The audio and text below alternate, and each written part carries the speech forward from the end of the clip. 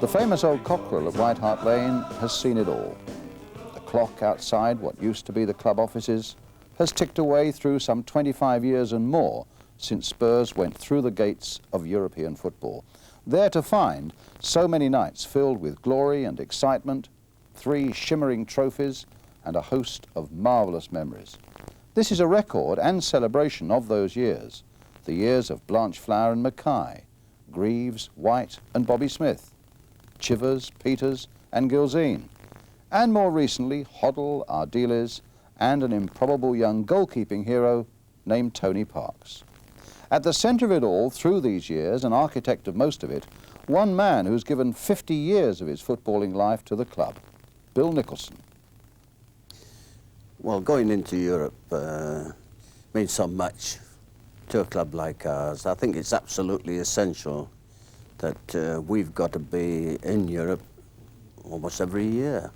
It means so much to the players, it means so much to the staff, it means so much to the supporters particularly, and there's no doubt about it. It puts you in a stage higher than just the Football League. The European adventure begins in 1961 after Spurs became the first club this century to win the League and Cup double. They beat Leicester 2-0 in the final and win the championship by 8 points, with football of pure quality that overcomes their closest rivals, Sheffield Wednesday.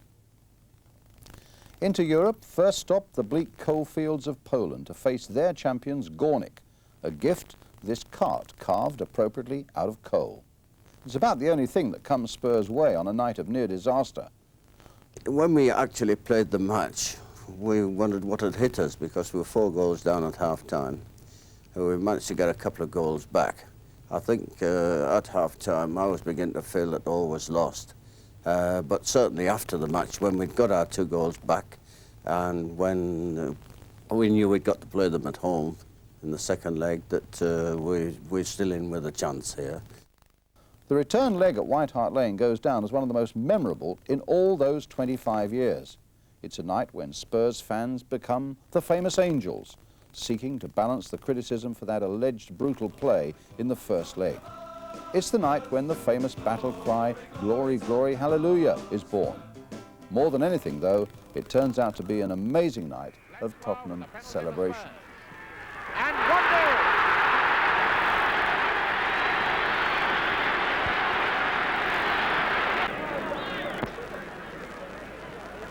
Dyson through to Smith. Now Dyson again. Blanchflower completely unmarked. There's Dyson. And Jones is there. He scores! A goal! They're level. And third goal by Jones.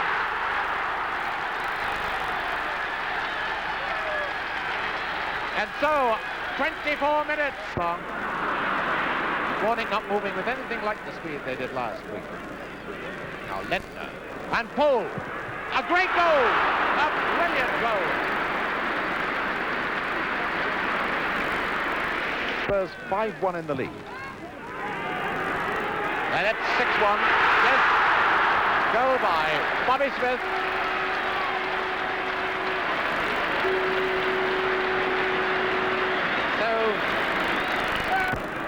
Back comes Spurs, it's out to Dyson. Dyson to Blanchflower. Back again to Dyson, is this number 7? It is!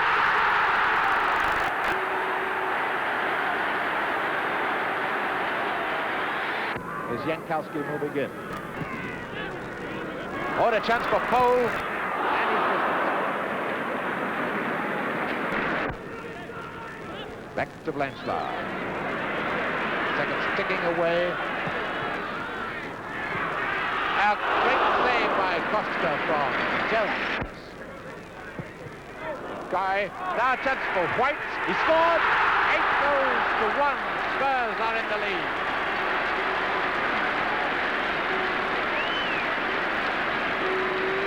Right, 10 goals to 5, but the great hero of the night, certainly 21-year-old Hubert Kostka in the Górnik goal. Spurs sweep through. The older Spurs fans still glow when they ask, Were you there the night they thrashed Gornik? Next round, victory over Feyenoord of Holland, a 3-1 win in Rotterdam, 1-1 at White Hart Lane. And now there arrives at White Hart Lane a 21-year-old who's to become one of Tottenham's greatest heroes. Jimmy Greaves signs for £99,999 from AC Milan. Billy Nick apparently doesn't want to break the £100,000 barrier. And Jimmy himself is earning what at the time is described as a staggering £180 a week for a 21-year-old. Is that all he was, 21? Jimmy, obviously, he was a goal scorer, a good footballer. He could play football also a lot better than what a lot of people thought. But he was well known, well renowned for his goal scoring abilities, the way he could put the ball in the back of the net better than anybody else, and all done so simply, was just the hallmark of his real ability. Better maybe than anybody that you've seen, do you think? I would have to say that I don't think I've seen anybody that could score goals better than him. The great Maradona, of course, who we've seen quite a lot of during the summer in the World Cups. Well, I've got to say that I feel that he would maybe qualify. But Greaves, you'd be around. Oh, yes. Mm. Did you have a few run-ins with him sometimes? I mean, I don't think he admits himself he wasn't the greatest trainer in the world, and he was... Well, he says that, but I've only had one up and a downer with Jimmy Greaves in the training area. That was in the ball court on one occasion. But... And what happened there? Well, obviously I was dissatisfied with what he was doing, and he exploded, I exploded, so we both exploded. But the interesting thing and the most important thing was the next morning when we arrived at the ground, we both were in the car park. He was getting out of his car as I was walking through the car park. And as soon as he saw me, he said, "Good morning, Bill." I said, "Good morning, Jim. All right?" He said, "Yes, yes, yes." And it was all forgotten. No animosity with Jimmy Greaves. Back to European business, Jimmy Greaves not yet qualified to play, and next the masterly Czech army side, Dukla Prague. Spurs lose 1-0 in Prague, but what a comeback again in the snow in the second leg. Danny Blanchflower lost the toss at White Hart Lane. Spurs versus Dukla with 64,000 watching as the home side kicked off. In white, the Tottenham stars matched the snow-white pitch. The ground was frozen and treacherous, yet it was Spurs who showed early signs of adapting themselves to the conditions better than their opponents. White fired in a shot, it was parried, then Mackay banged the ball into the net. To the crowd's amazement, it was disallowed. Blanchflower's free kick found Bobby Smith. This time it was a goal beyond doubt. Dukla's turn to attack. The ball went to inside left Adamek. Brown did well to save. Now level on aggregate, Spurs began to send victory. White sent a perfect pass to Mackay, and just watch how he scored. Half-time, Spurs 2, Dukla 0, but what a shock on the resumption. Jelinek pounced on the ball. Goal for Dukla. Again, the teams were level on aggregate. Back in England form at centre forward, Bobby Smith was in position to get his head to the ball and scored. Within 60 seconds, Spurs struck again. A shot by Mackay found the net. Spurs now led this game 4-1, on aggregate 4-2. Barring bad luck, they'd put Dukla out of the European Cup. But in the visitors' goal, Kuba was safe.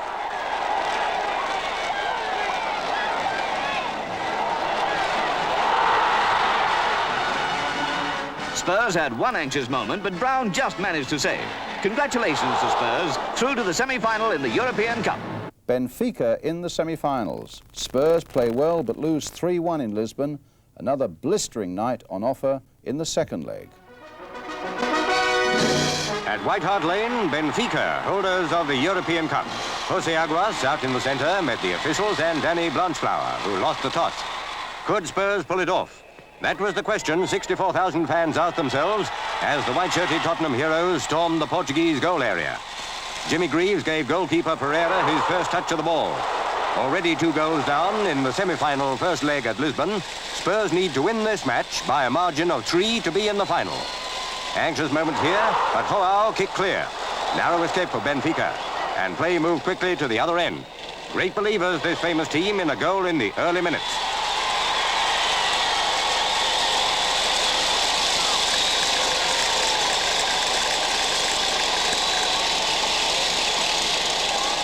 Simo centres, Aguas nets, goal to Benfica. Spurs attack on the right. They have to score 3 goals now to draw level on aggregate. Greaves tries to reach the ball, but Pereira saves. A pass from Bobby Smith finds Greaves. It's in.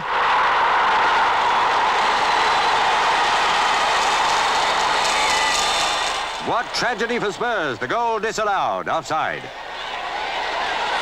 But they're fighters, these Spurs, every one of them. Surely sustained attack must bring a goal.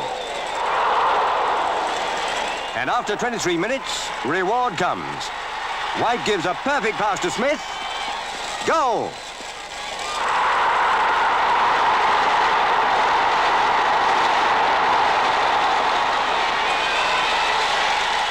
Back comes Benfica, and somehow Spurs' goal survives.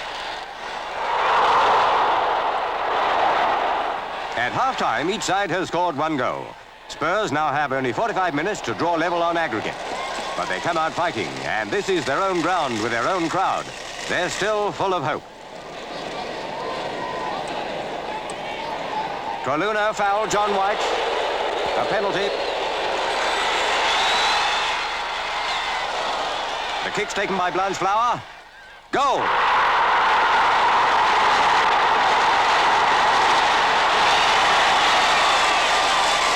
So Spurs are really back in the game.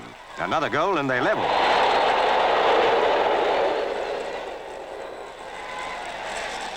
A free kick. White takes it.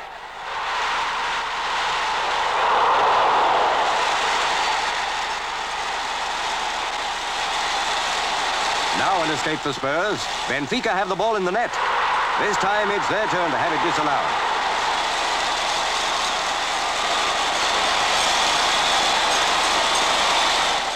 From now on, Spurs can do everything but score. For Benfica, it's sheer nightmare.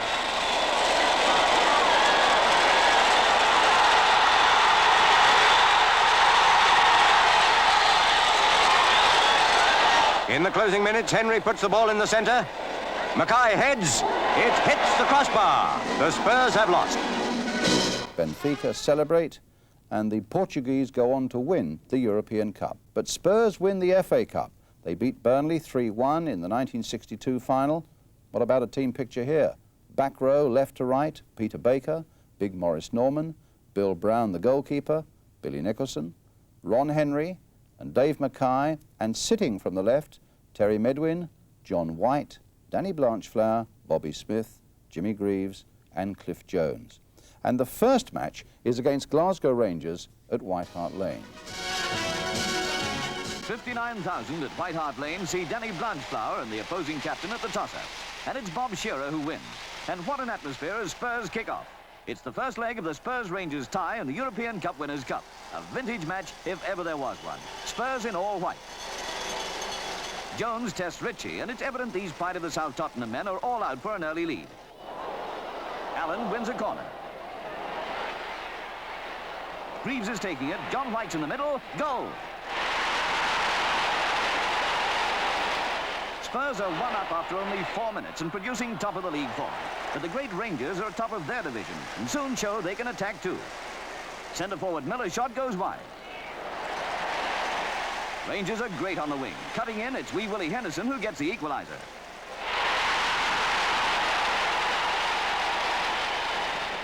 So the first 10 minutes have produced 2 goals. Spurs back on the attack. It's going to be a game to remember. Billy Ritchie's in great form. Another corner. Greaves takes it. White scores. Rangers counter-attack. There's determination about their play, spelling danger for Spurs. But when left winger Davy Wilson gets his head to it, it's over the bar. At the other end, Spurs take up the run. Centre forward Allen in possession, and it's in the net. Spurs outside right. Medwin tries a shot and gains a corner.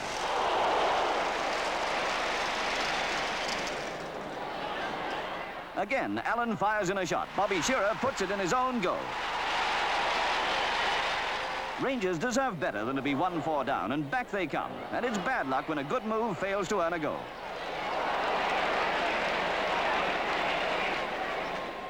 Almost on half-time, the brilliant Willie Henderson centres to the head of Jimmy Miller. It's Rangers' second goal. Half-time, Spurs 4, Rangers 2, but this great team from Glasgow aren't daunted.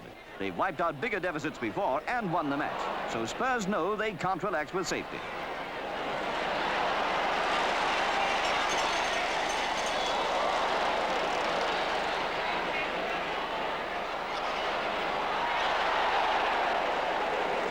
A good Spurs attack here is foiled by Ritchie. Ritchie has to be link side every second of the game, facing the most dangerous forward line in England. Rangers remind Spurs that they're still very much in the game. Left half Jim Baxter forces Brown to concede a corner.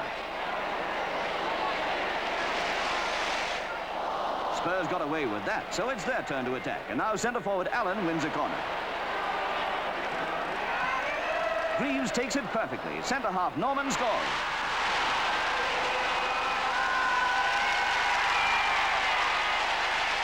So Spurs win 5-2. And Spurs are not finished yet. Danny Blanchflower wins the toss at Ibrox Park, and more than 80,000 fans look forward to super football as Rangers kick off against Spurs in white. It's the second leg of the tie in the European Cup Winners' Cup. Tottenham's victory at White Hart Lane means that they start this match 3 goals to the good. Very soon the ball goes to Greaves, and Spurs are 1 up. Rangers' goal survives the next onslaught.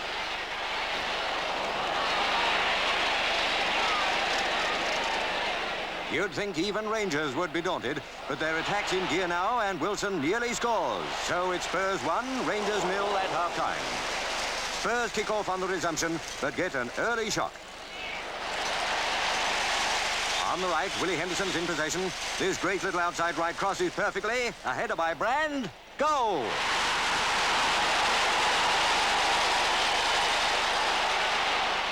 Bobby Smith is just over the bar with a good shot. He's back in the team after long absence, and he scores.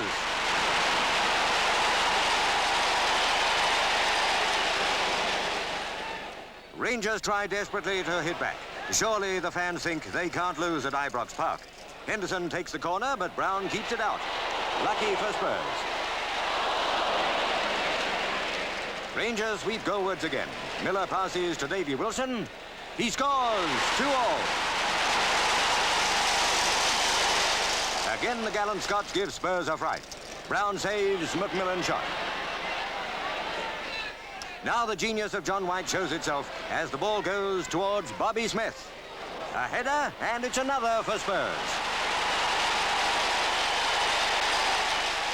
So Spurs win the right to meet Slovan Bratislava in the quarter-final. And nobody enjoys this victory over Rangers more than 2 of the Scots in the team, Dave Mackay and John White. And they are next in action in Czechoslovakia against Slovan Bratislava, where another Scot, keeper Bill Brown, plays the game of his life to keep the Slovan score down to 2. Then it's another Tottenham comeback in the second leg at White Hart Lane. Spurs supporters turned up in strength for the return match with Slovan. Facing a 2-goal deficit, Spurs needed that rousing home support. Right away they showed great style.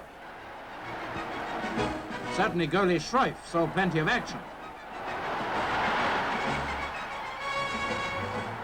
Nevertheless, it was half an hour before the first Spurs goal, a Dave Mackay special.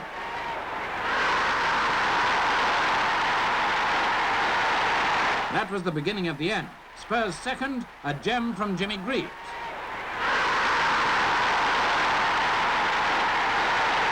Just before half-time, a fine centre and a Smith header put Spurs 3 up.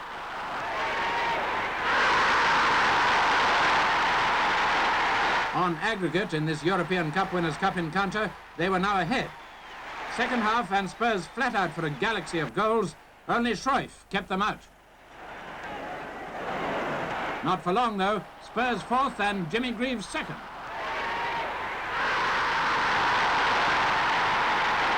Well and truly in command, they produced some really fine football, though Cliff Jones headed the goalie as well as the goal.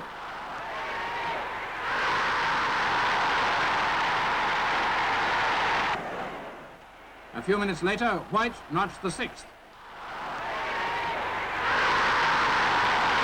With this 6-2 win, Spurs massacred their opponents and their critics. Jimmy Greaves sent off. That's the headline from the semi-final. He's dismissed in Belgrade in the first leg against OFK. But Spurs still win 2-1 and then book their place in the final in the home leg. OFK Belgrade kick off against white-shirted Spurs in the second leg of the semi-final of the European Cup Winners' Cup. Bobby Smith looks dangerous in the opening exchanges. Spurs won 2-1 at Belgrade. They keep that advantage now thanks to Bill Brown. There may be some needle in this game. Spurs resented Greaves being sent off in the first match.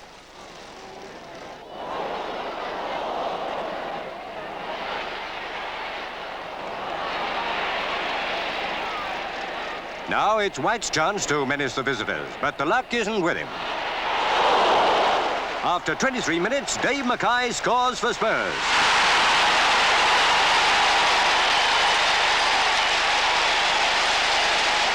The team and their fans are jubilant, but only for a few minutes. A combined OFK attack brings reward when inside left Skoblar equalizes. Another assault, spearheaded by Mackay, tests Vidinik again. Only 2 minutes now to the interval. A pass to Mackay, to Jones, goal! Half-time, leading 2-1, Spurs kick off on the resumption, but the first danger comes from Belgrade.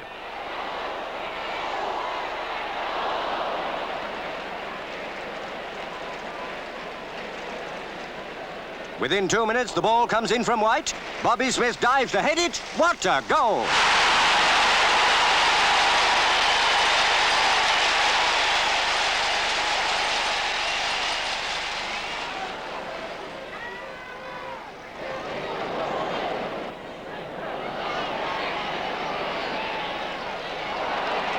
Bad luck for Belgrade.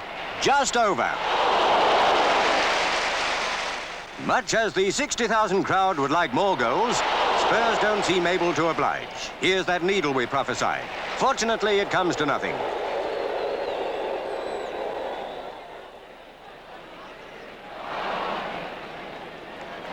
One last effort by left half Gugletta, but it's wide. So Spurs go into the final against Atletico Madrid in Rotterdam. May they show their best form. Billy Nicholson remembers that 1963 European Cup Winners' Cup final against Atletico Madrid in Rotterdam, the first British team, remember, to reach a European final. For our smallest player, Terry Dyson, he was the star on that occasion, wasn't he? I'm going to give him the credit, any road, for being the star on that occasion, because the other fellows always got the glory. Players like Jimmy Greaves have started us and put us on the way, actually. But that was Dyson's cup final, really. Enter Spurs and Atletico Madrid for the final of the European Cup Winners' Cup. After the long series of preliminary rounds, this was the climax. Winner take all. Would it be Madrid in striped shirts, the pre-match favourites who kicked off with this promising attack?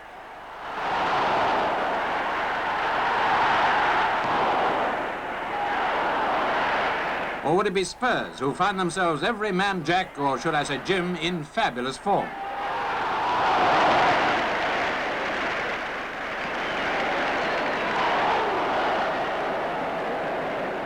Watch Jimmy Greaves shake the post from this Dyson corner.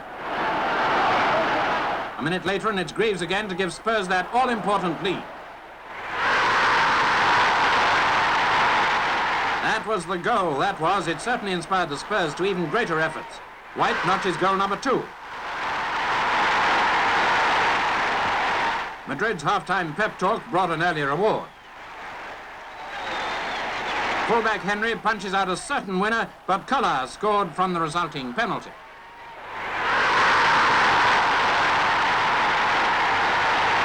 It certainly put new life into Madrid, For 20 minutes, they bombarded the Spurs defence.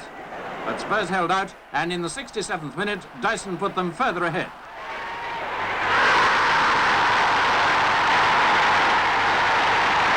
Spurs were playing like the real champions they most certainly are. Greaves made it 4-1. Finally, Dyson made it 5-1. What a game. Danny received the cup that cheers not only him and Spurs supporters, but every English soccer fan. Were you surprised at how convincing the victory was? I was, yes, because I didn't think we'd beat them as easily as we did. And how did that rate amongst the great Tottenham performances at that time? Well, it's got to be rated highly because of the importance of the occasion. And it was at a place that we've always been very sort of friendly with, the Rotterdam Stadium, Feyenoord Stadium. And we loved it out there. We loved the people there. And of course, when we had to play the final there, it was really nice. You know, went there and we seemed as though we'd been there several times before, and it turned out to be a really good day for us and for the supporters.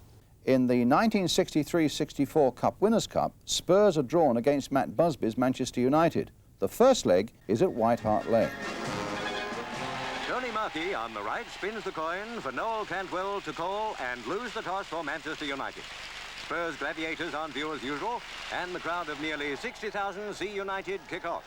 Tottenham wear the all-white strip. This is the first leg, round one, of the European Cup Winners' Cup. An attack now on Spurs' left wing. In United's goal, Gaskell begins like a man in top form. Back comes Spurs, and Greaves slams it into the net, but it's offside. Danger for Spurs when Bobby Charlton shoots. Brown saves. It's half-time and there's no score. Spurs resume in determined fashion. Jones shoots hard, Gaskell saves again. United look dangerous here, anxious to get the first goal of the match. Spurs goalkeeper Brown tips it over the bar.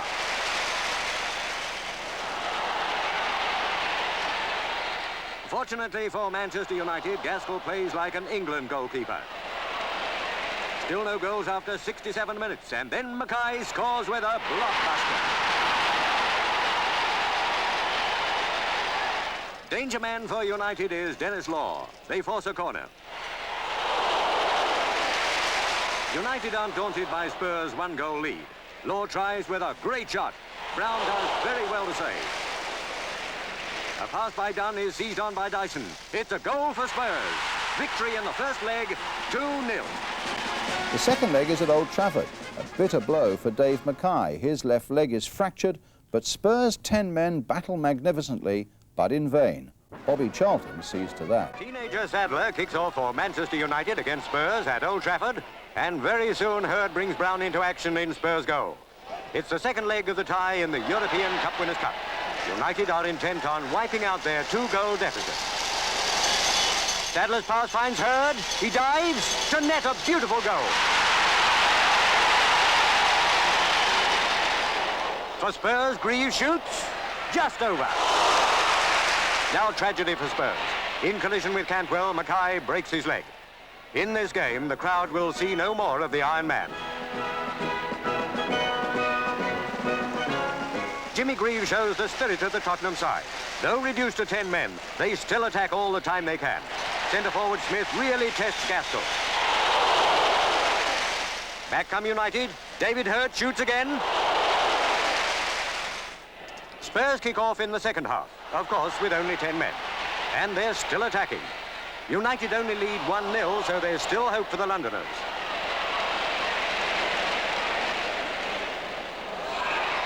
Hurd has the ball. It's a goal.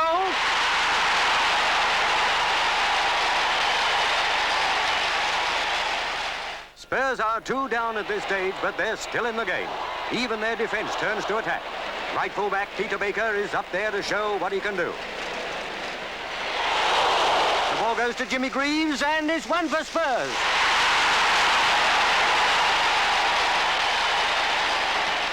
A tonic for Tottenham, that goal. Fortunately for Spurs, Brown is at his brilliant best.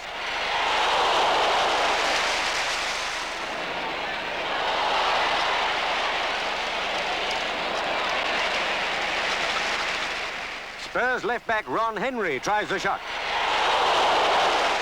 United must have 2 more goals to win on aggregate. Bobby Charlton scores.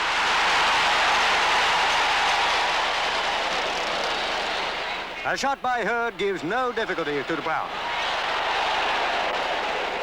In the dying minutes of the game, Charlton scores again. For Spurs, Cliff Jones tries an overhead kick, and then the game's over. Winners by 4-3 on aggregate, Manchester United have knocked the holders, Spurs, out of the European Cup Winners' Cup. Dave Mackay, visited by, from the left, Jimmy Greaves, Terry Dyson, Dennis Law and Bill Brown. He'll miss the rest of the season. But in the following summer, Spurs were struck down by a tragedy. The great John White is killed by lightning as he sheltered under some trees on a golf course. John, capped 22 times for Scotland, was one of the finest inside forwards of his era. They used to say, if John White had an off day, so did Spurs. Oh yes, he was a wonderful player, John. He's got fantastic control. And at that time I'd been getting 1 or 2 of these bogus calls at home. And I got this also on a Friday. They seemed to be coming in on a Friday. And, well, after checking, it was obvious that it was true. And I asked Cecil Point to come to the hospital, to the morgue, and to identify John. And, oh, it was a real sad occasion. The faces change. Spurs are out of Europe until 1967. Dave Mackay and Jimmy Greaves are still in good voice, but now they're joined by the likes of Alan Gilzean, Alan Mullery, Mike England, Cyril Knowles, Terry Venables and Pat Jennings. And Spurs get back into Europe by beating Chelsea in the All-London 1967 final. Spurs beat Hajduk Split of Yugoslavia in the first round, lose 1-0 to Olympique Lyon of France in the away leg in the next round, where Alan Mullery is sent off, and in the home leg the French go through on the new system then of away goals. Again, new faces before Spurs are back in Europe in 1971. Martin Chivers arrives from Southampton, a proven and popular goalscorer. Martin Peters comes from West Ham with Jimmy Greaves, leaving to join the Hammers. What about Martin Chivers? Well, that's the most operative word, the strength. He's a big, powerful man, a really powerful man. And I think he was much more powerful than even he realized. He was so very quick. He was quick over short distances and quick over long distances as well. And he could hit a ball like the goal he hit that I remember most of all was the one at Wolverhampton, where it was very, very wet. The turf was very, very wet, and all you saw was a haze as the ball went through the air and finished up in the back of the net from about 25 yards, I suppose, and maybe more. That was in a final of the UEFA Cup as well, wasn't it? The first leg of the final, wasn't it?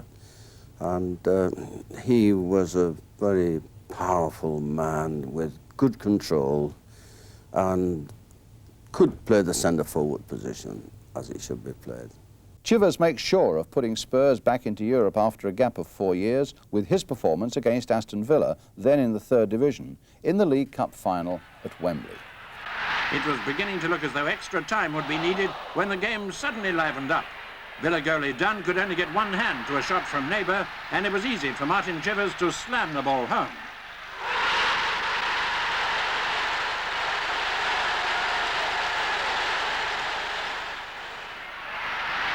The lead revitalised Spurs, and from then on Dunn was kept busy, and a second goal from Chivers settled the issue. He beat 2 defenders before making a tight turn and crashing the ball past Dunn. Spurs, who've now won 7 out of 7 top finals, fully expected to win this one. What they hadn't expected was such a strong fight from Aston Villa. In fact, many football pundits thought the Birmingham side was rather unlucky to lose. So with the UEFA Cup, Spurs beat Keflavik of Iceland 15-1 on aggregate and Nantes of France 1-0 in the next round. Rapid Bucharest were next, beaten 5-0, and then another trip to Romania and a victory over UT Arad, 3-1 on aggregate. Well, all this leads to a massive semi-final confrontation against AC Milan. The first leg at White Hart Lane, as skipper Alan Mullery exchanges pennants with Milan's magnificent skipper Gianni Rivera, but another Spurs youngster, Steve Perryman, makes a name for himself that night.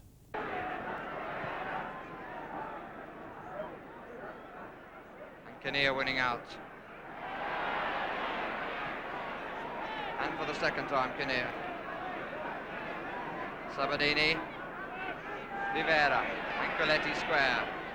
This is Benetti.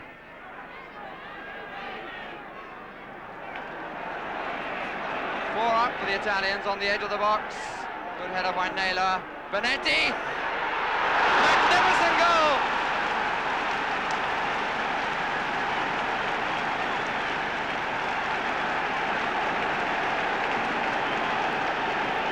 So a shock goal for AC Milan after 25 minutes. Rivera's long ball, Naylor doing well to get up, but Benetti was coming in, took it away from England and sent it screaming past Pat Jennings. Benetti's third goal in the UEFA Cup. A man who's really come to the fore this season in the Italian national side. Knowles, nor that time. Two very wild swings by Benetti. This is Peters, it's running away a bit. Goalkeeper down well.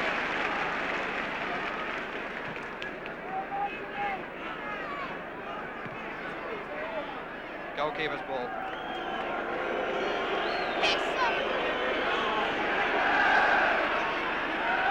Three up for Tottenham, two behind those three, and all five are marked man for man.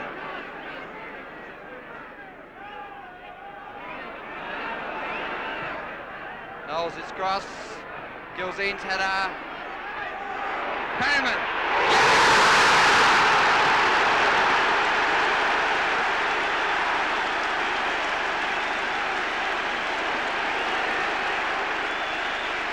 Knowles who did all the work on it. Gilzean getting up in the crowd. Chivers just a touch. Peters couldn't quite get there, he intended to, but Perryman did well and truly. 32 minutes gone, Perryman the scorer, 1-1, and there the delighted Spurs supporters. They were held 1-1 by UT Arad, but they were already 2 up for the first leg. Corner conceded by Zignoli.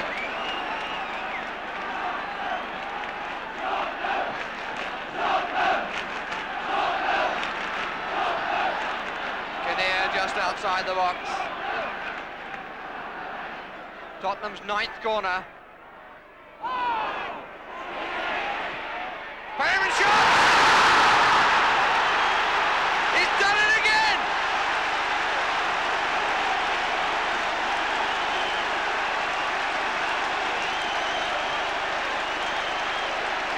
Tottenham have done it again. It was Sabadini who got the clearance. Pulled down by Perryman and hit through again. Lower this one, but still finding a corner. Thing is, will a 1-goal lead be enough to take to Milan? Billy Nicholson. We played that match on a Wednesday, as those matches are normally played on that day. And we had played the previous Wednesday, Friday, which was Good Friday, Saturday, Monday, and then this game came on the following Wednesday, so it was 5 games in 9 days. And I thought, obviously, it's going to be very, very difficult. And it was difficult because those Italian teams round about that time were very, very skillful. They always had a reputation of being hard to play against because of their defensive strength, but also difficult to play against because of their constructive ability and their interpassing and their footballing ability. And it was, I didn't think it was going to be enough just to beat them 2-1 here at Tottenham. But under the circumstances, it was quite a good performance. When we went out to Italy, It was a question of grim determination, because their stadium is a magnificent place, and there's banners and fireworks and all sorts of things all over the place, and all their crowd is shouting in this Italian language, which is, you know, quite noisy, isn't it? And we sort of thought, well, it's going to be very, very hard here, so we mustn't make any mistakes. It's got to be a question mainly of hanging on. We need a draw. We got off a draw. And then when Mulberry thumped one in, a great goal it was, tremendous drive, put us one up. So that made the downside easier, in a way. Although obviously they were even more determined than ever then. So it was just a question of hanging on to see the game out as a 1-1 draw. So into the UEFA Cup final, ironically, against another English First Division club, Wolves. In the first leg at Molineux, Chivers is magnificent. Taylor and Gilzine missed it, but Taylor pushed Gilzine.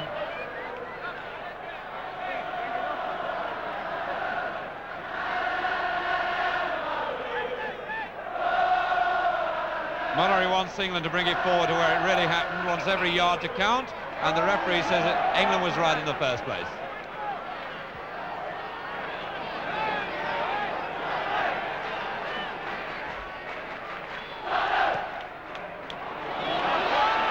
Chivers!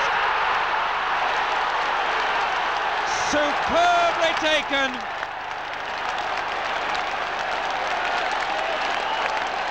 Chivers picked the ball cleanly. A kick taken by England. Watch the goalkeeper start to come. He can't get there. He has to go back. Caught in no man's land. But the credit to Chivers, a brilliant header. 1-0 to Spurs. 57 minutes gone, and just after all that Wolves pressure. McCalliog. Knowles won it, now Hegan for Wolves. Linking is Taylor, number 3. Spurs with a lot of defenders back. Hegan. Shaw. 20 minutes to go. Wolves 0, Spurs 1. Hibbett. Shaw, number 2.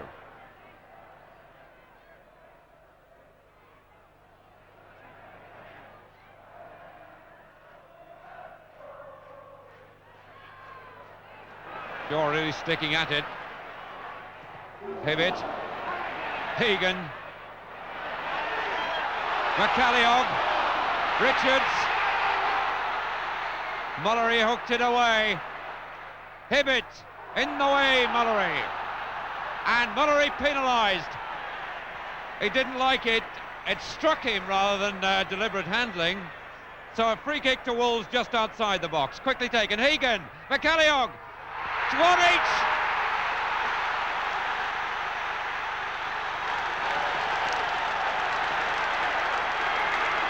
And the Spurs players caught absolutely spectating. They're as much a part of that as the spectators in the stand.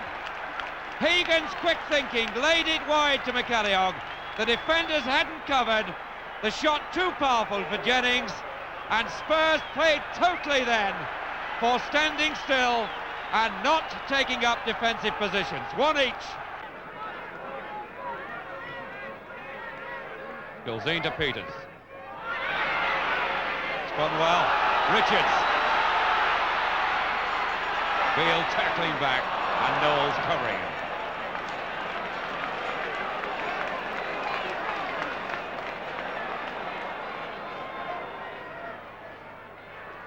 Chivers. Chivers again. Gilzine spreading out square. What a shot! Hit that one out. Chivers second tonight after Spurs had been pushed back into defence, and it takes a player like Chivers to turn a situation from that into that and a Spurs lead. Parks beaten by the sheer speed and surprise of the shot. 2 brilliant goals by Martin Chivers tonight.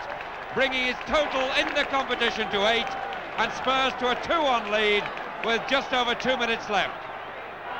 And Chivers again.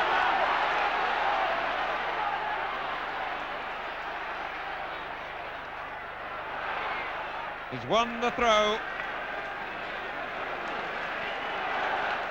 Chivers' sheer enterprise has swung this match.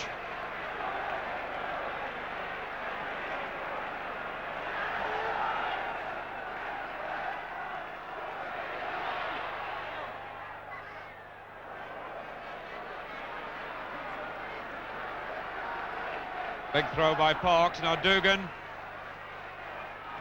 It's Perryman. Short or heavy. Wagstaff.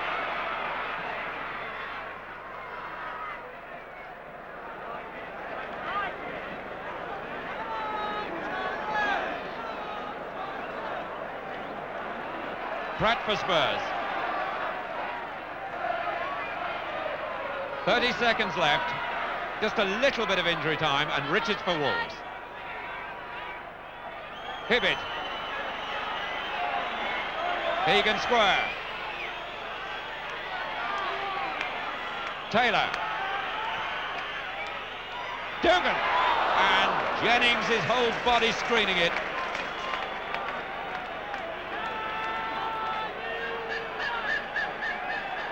They're playing what injury time there is now. And there's the whistle. Wolverhampton Wanderers 1. Spurs 2, the Spurs players full of smiles as they leave the pitch. Chivers 2, and no wonder he's been mobbed. Eddie Bailey, the first to congratulate the coach, and those were 2 goals to remember by Chivers, especially the second. And they both came really after spells of Wolverhampton pressure. Now the second leg. And here they come. Spurs on the right, in the all-white strip. Wolves in their famous old gold shirts and black shorts. A unique occasion in European football where 2 famous English clubs contest the final of a European competition. Spurs, the first English side to win in Europe when they won the European Cup Winners' Cup in 1963. And these Wolves here recapturing the glories of their club in the late 1950s when they helped to lead the way into Europe. A perfect setting on a balmy summer evening, a surprising amount of grass on this good-looking Tottenham pitch.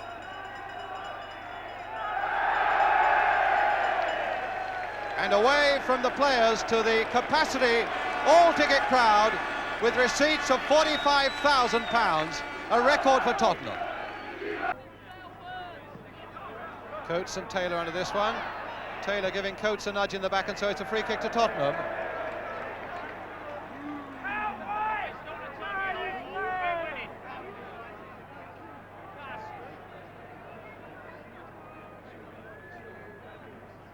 And it'll be Joe Kinnear leaving it, in fact, for Mike England. Gilzean at the far side, Chivers also, the 2 men that he'll mostly aim for. On their marks now and going there, but that should be through to pass. Gilzean! And what a misunderstanding there in the Wolves' defence. Fingers pointing there as well they might, because they allowed Gilzean to go in on it. Parks having his say, feeling that he was left unprotected. And Gilzean, somehow from some 3 yards or so, here we come. All those Wolves, 4 defenders there, allowing Gilzean to come in on it. But even from 5 yards, he couldn't make it count.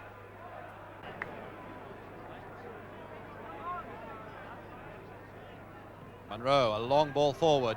Derek Dugan chasing it and England going with him.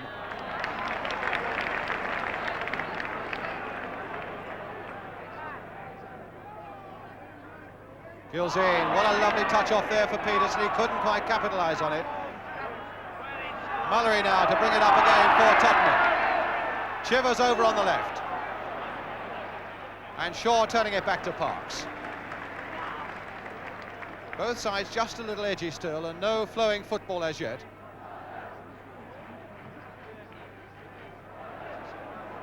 England going in, and Dugan as well. And these long kicks out by Phil Parks, so once or twice looking as though they might catch Spurs looking a bit vulnerable at the back.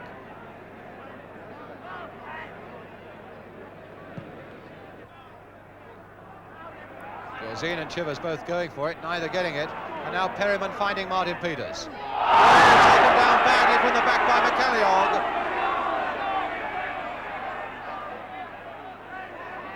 It's got to be a free kick for Spurs.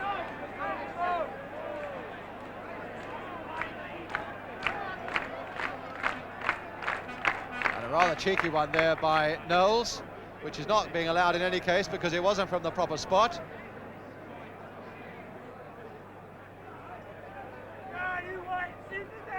And it'll be Martin Peters hitting one. And Mullery's got it! And Mullery! He's done it!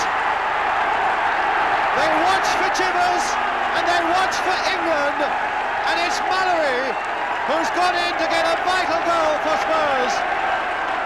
Beautifully taken with his head. So there's the free kick taken by Martin Peters. Mullery getting in before Hegan and before Parks. A beautifully taken free kick goal, and Mullery is in trouble.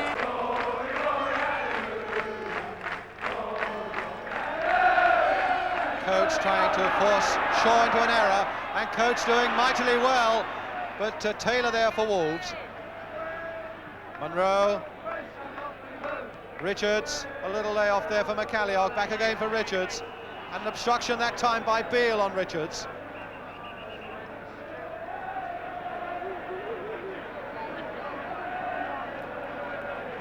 Knowles having hit that ball away, being told by the referee to go and get it and take it back.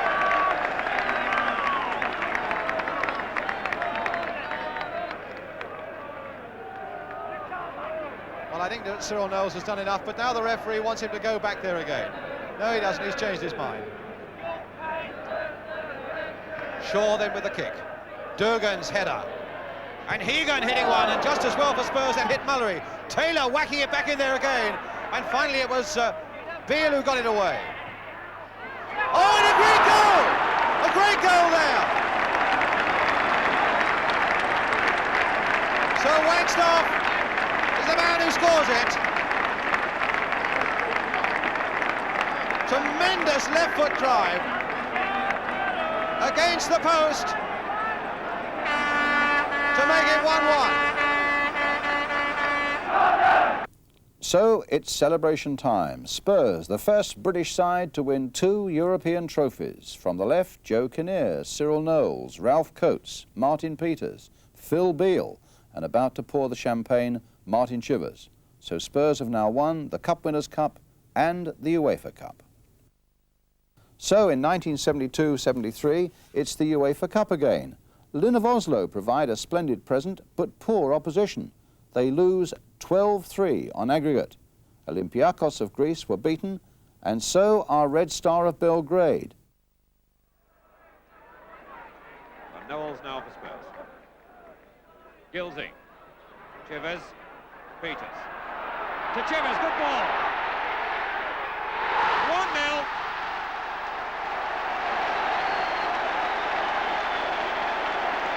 Vitória Setúbal of Portugal are next to go. They're all back there again now as Chivers tries another long throw. Martin Peters nodding it on.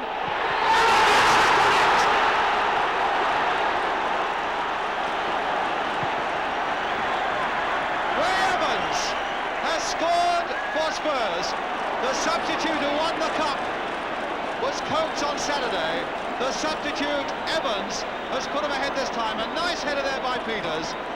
Ray Evans going in and off the post and into the goal. Spurs win on away goals after losing 2-1 in Portugal, and that sets up a semi-final against Liverpool. The first leg is at Anfield. It's a precarious 1-goal lead that Liverpool now bring to White Hart Lane.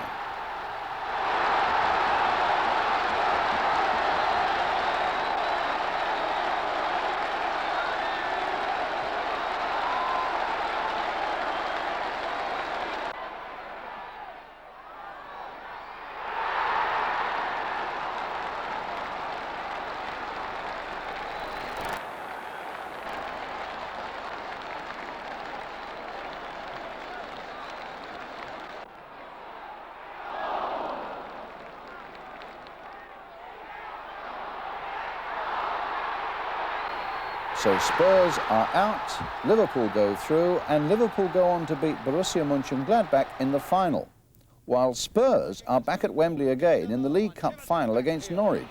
Enter Ralph Coates. Coates hoping to blast it in, and Coates has done it! Ralph Coates! Spurs start the UEFA Cup campaign by squashing the Grasshoppers of Switzerland 9-2 on aggregate.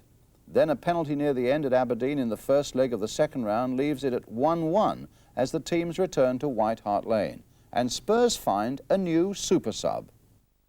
It was in fact the little-known Irishman, Chris McGrath. Next, it's a long trip to the heart of Georgia and the Russians of Dinamo Tbilisi. A Ralph Coates goal gives Spurs an encouraging 1-1 draw and sets up another great Tottenham European night at White Hart Lane. McGrath. Peters. Played wide again towards Coates and Evans. Coates getting it across nicely, and McGrath has scored! Chris McGrath, the young Belfast boy, has put Spurs ahead. The 18-year-old who was a bit of a gamble for Billy Nicholson, bringing him into the side in place of Gilzean. Here's the cross from Ralph Coates, hit to perfection, and just watch young Chris McGrath go in, directed downwards and in.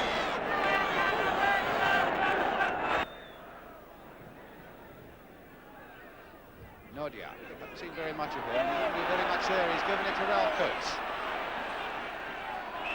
Stopped by Ebralizzi, but stopped unfairly, giving Spurs the free kick, which they might want to take fairly quickly. Evans is there now. Peters coming in, trying to get in there before Hertzilava. Evans again. England had gone up for that free kick and had stayed up. Coates. Still Coates.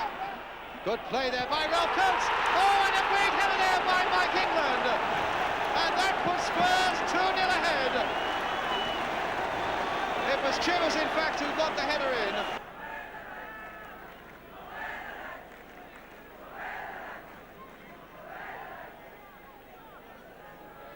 Gutsayev. Oh, and it's a goal there, scored by the number 6, Ebralizzi. And Ebralizzi has put the Russians back into the game. Martin Chivers at the near post. Here comes the corner again. Curling on the wing once more. Mike England is in there. And headed in by Martin Peters. Mike England got the head of the counter in the first place. And Martin Peters tucked it behind the goalkeeper in the second place. And that is 3-1 now to Tottenham. Pat Jennings then with the goal kick for Spurs.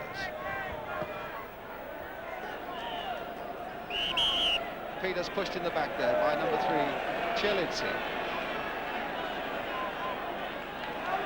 And Spurs moving with confidence now. Pratt crossing it in once more, and Martin Peters behind the ball! And Martin Peters has added another one. 5-1 on the night. Like old times, said the headline, and it is. Next stop, West Germany and Cologne. Here's Martin Chivers on the ball for Spurs. His strength always giving him a chance there as he weaves his way in. And a little bit of luck there, a mishit shot, and Chris McGrath is on the other end of it, and that's 1-0 to Spurs, which really stunned this 28,000 capacity crowd in Cologne. They had little to shout about until early in the second half when they got this equaliser. A lot of Spurs defenders back, but none of them really able to get it away. And it's flicked through there to Dieter Muller, just beating off Mike England and slipping it under the body of Pat Jennings. But then Martin Peters scored what proved to be the winner. And a fine goal it was. He's in at the start of it. Here's Ray Evans, a nice little flick by him to Terry Naylor. But what a good cross by Naylor. And there's this thumping header from Martin Peters. 2-1 for Spurs. And Spurs make sure of the tie with 2 goals in the first 14 minutes of the second leg. Now can Naylor take on and beat Glovac? Onto the right foot. There's the cross towards Martin Chivers. Played back again. Now Chivers, yes! Martin Chivers. Played for Chris McGrath. A little chip onto the left foot. Martin Chivers on the far side. Coates is going in. Yes, Ralph Coates. 2-0 to Tottenham. And it looks like being their night again. Law beaten by Mike England. Really upended, but England went for the ball. And Pratt finding Terry Naylor. Here comes a cross from Naylor. Chivers helping it on. Martin Peters! Number 3. A beautiful goal by Martin Peters. From West Germany to the East, and a semi-final date now with Lokomotiv of Leipzig. And Spurs make sure of a place in the final with this victory in the home leg.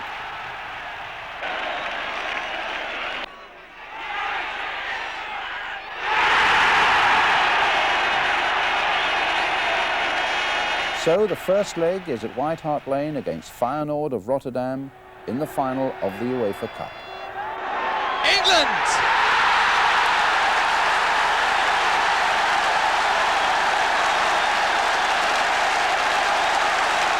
Third time lucky for Tottenham.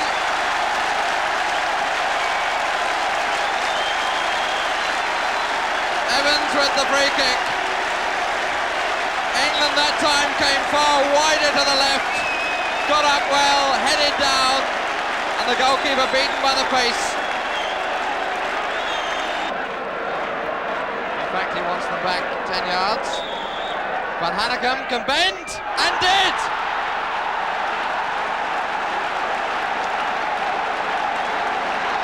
"43 minutes gone, and Van Hanegem with a curler that beat Pat Jennings. May have been slightly masked by the head that got up in the wall, but it came down quite viciously. And really one must admire the way the Dutch team came back after conceding Mike England's goal. England coming across the box, trying to lose it out, and I don't think England knew anything about it, but I think his was the last body to touch it. Mike England, I think, will get the credit for that. Let's have a look at it. From the free kick, won by Coates. England came very, very late. The goalkeeper came misunderstanding with his defence, and it either went off Israel or England, but England getting the credit.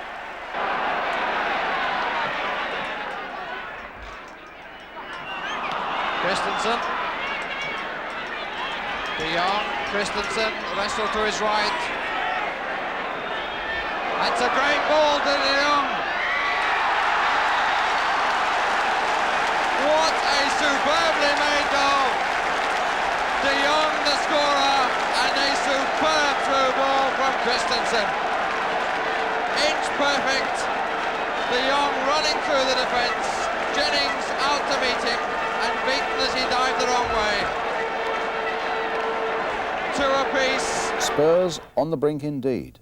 But in the second leg in Rotterdam, their fans plunged them into disgrace and disorder. A permanent blot on the name of one of Britain's greatest clubs, says one newspaper. And the match is lost 2-0. And that'll be the goalkeepers, but it's a chase. And he's missed it. Now then, can McGrath get there? Will it go in? Yes, it has. But has the whistle gone first? There'd been some kind of infringement before that. I didn't see what it was. But the Feyenoord players had stopped. Rameljak.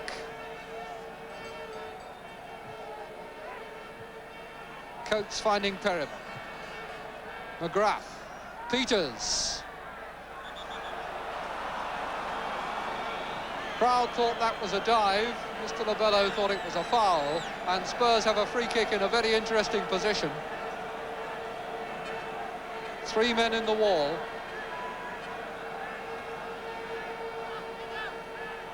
Now 5.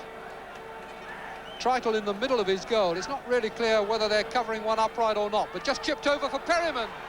Outside.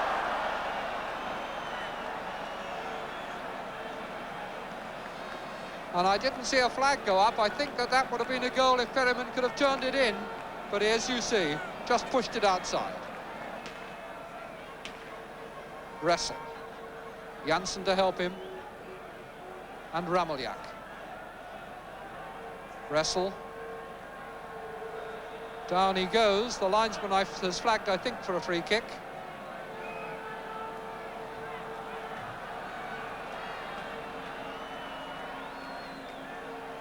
Naylor much too close to the ball.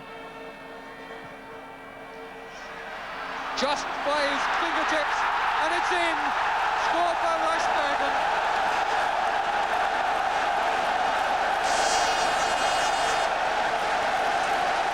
It all comes from the free kick, driven deep, and Jennings goes for it one-handed, but it's drifting away from him all the time. He just palms it to Ricebergen, and the number 2's header now evades all those stretching feet. What an agony there for Beale, as he just fails to make contact. And I'm sorry to say that during this half-time we've had some disgraceful crowd scenes here, with spectators ripping up seats on the top tier and throwing debris over onto the crowd beneath them.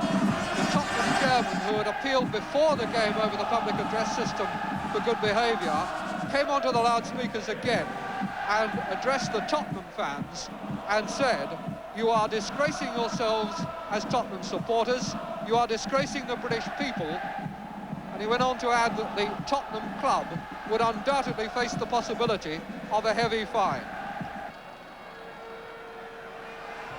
Ricebergen for Christensen.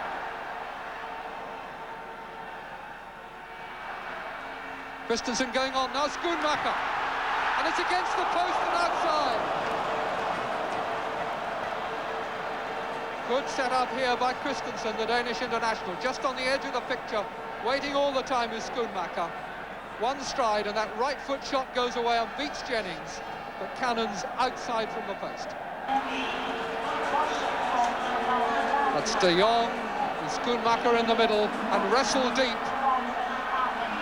Knocked back for Boskamp, the substitute. Wrestle with a chance to shoot, and he scored! And that wraps it up. Wrestle has done it. De Jong making the break down the left. Wrestle was free here.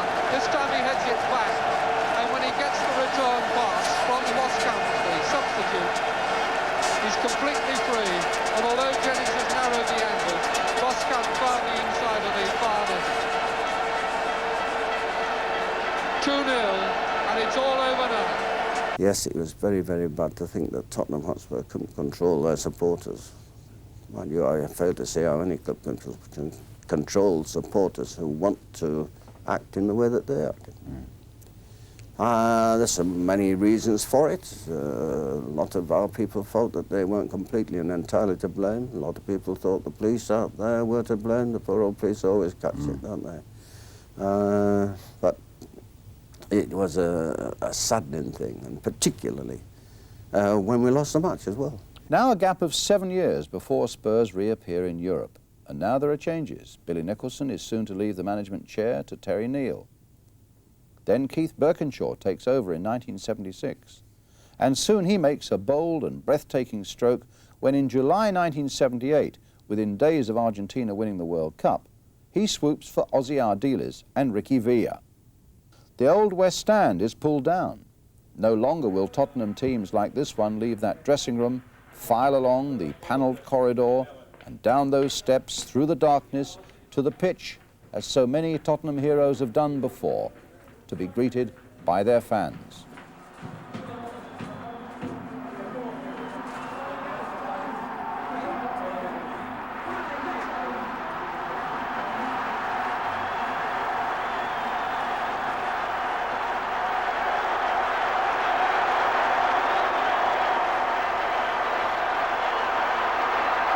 For a season, Spurs play in what looks a near relation to a building site, but slowly the massive new stand is growing until its completion in 1982. In May 1981, Spurs qualify for Europe again, a cup final against Manchester City that runs the full catalogue of emotions for one player in particular, Ricky Villa. On the Saturday at Wembley, he's substituted, with a replay coming up on Thursday evening. Now, 12 minutes from the end, Villa is a hero. And that maybe was why Galvin was reluctant to release it. Now he can find Villa. And he can really stab them. It's going all the way. And Villa! 3-2 to Tottenham. And at the end of it all, a great captain gets the game's greatest honour to lift the FA Cup. Into Europe again in the Cup Winners' Cup, the era of Garth Crooks and Steve Archibald, yet against Ajax of Amsterdam in the first round, it's a virtually unknown 20-year-old striker, Mark Falco, who grabs his chance.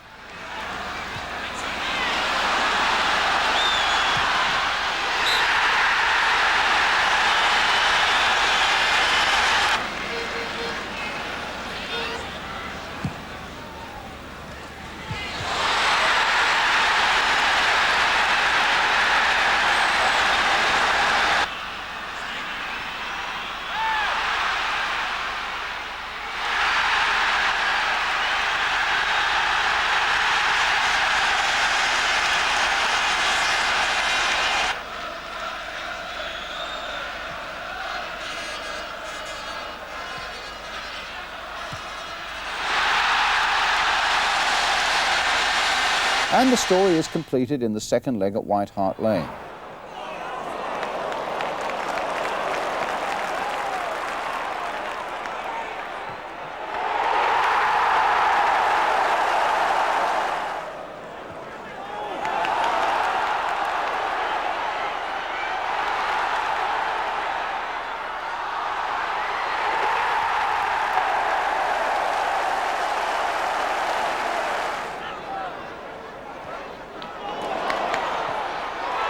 Spurs make heavy weather of a tie against Dundalk in the next round, 2-1 on aggregate.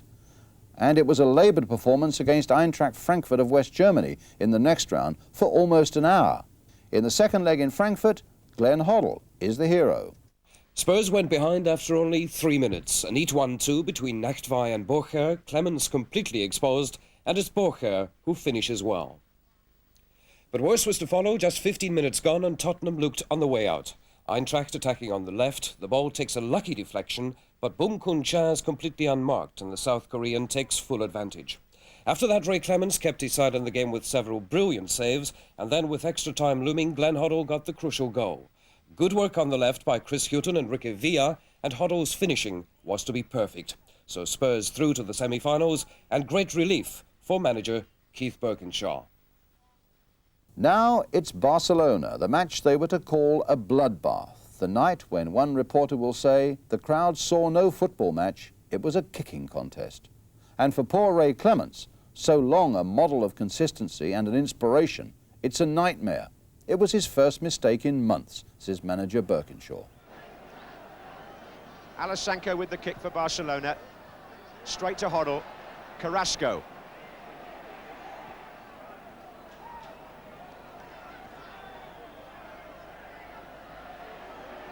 Olmo! Oh, what an error by Ray Clemens. Disaster. Olmo for Barcelona. You wouldn't wish that on a goalkeeper at any time, at any level of football, and it's happened to one of the best in the world. Ray Clemens won't want to remember that. Olmo lined the shot up from way out, and poor Ray Clemens.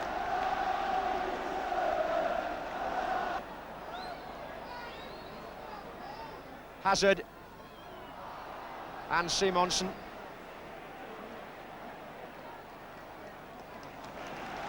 Perryman. Foul by Morataya, the number 12, booked. And Crooks reacts, and the referee in the middle of it again. It's like a street fight out there now. There are players pushing each other and remonstrating and having these little verbal tussles like the one between Alessanco and Roberts there. Morataya was the player booked, number 12.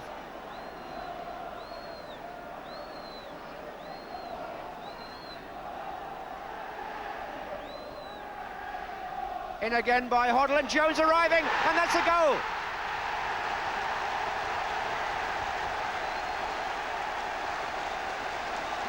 Graham Roberts coming in at the back to equalise for Spurs.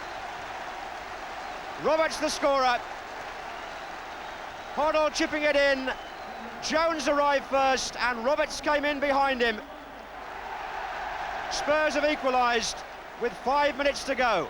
The lights go out in the second leg in Barcelona due to a power failure, and Spurs go out too.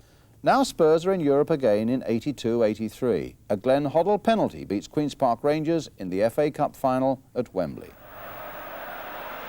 Roberts, like a battleship charging through there. Oh, and he's going all the way. Roberts is brought down, and it has to be a penalty, no doubt. Roberts went through, and although Rangers are complaining, never the slightest doubt. And it's Tony Curry, the skipper, who brings him down, and Glenn Hoddle, who puts the ball on the spot.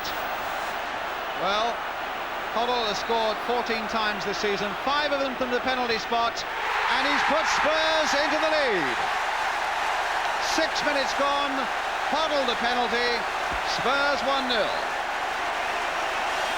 Up to receive the cup from His Royal Highness the Duke of Kent.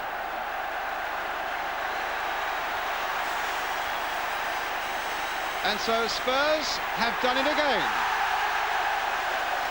Coleraine in Northern Ireland go out in the first round 7-0 on aggregate.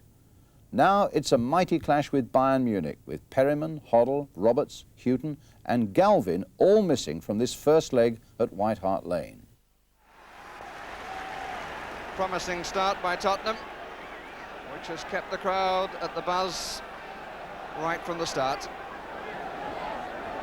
On by Lacey, and it's in by Archibald. Goal in 3 minutes for Tottenham. You can't ask for a better start than that. Grover watching Archibald now. Lacey is up once again. Brooks try off the underside of the crossbar. What a marvellous shot by Brook. Offside against Garth Crooks. That really was a very sweet strike of the ball.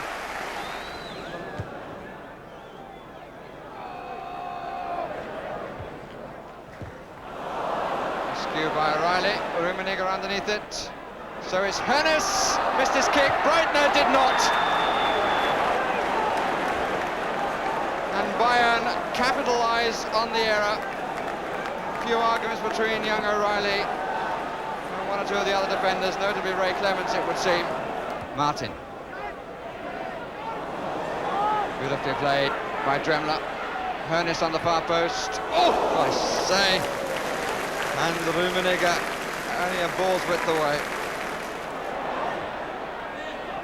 Falco, Mabbott, Crooks. That's a good turn. And a beautiful save. Really a great save. Crooks got up wondering whether the penalty was going to be given. But the referee never had any intention. Here's Brook. That's not a bad try. And Crooks! And the goalkeeper denied him. And Brook cannot believe it. Now Dremler. Rummenigge for support. And Hennis. Here's Rummenigge. Oh, I say, the man is fallible. In the second leg, even a swirling Bavarian fog can't hide the fact that Spurs are out for another season. And Spurs qualify for the next UEFA Cup. Fourth in the First Division, it's a victory over Stoke in the last game of the season that clinches their place. The Irish side, Drogheda, offers Spurs a scoring spree in the first round, 14-0 on aggregate no less. But now a sterner test.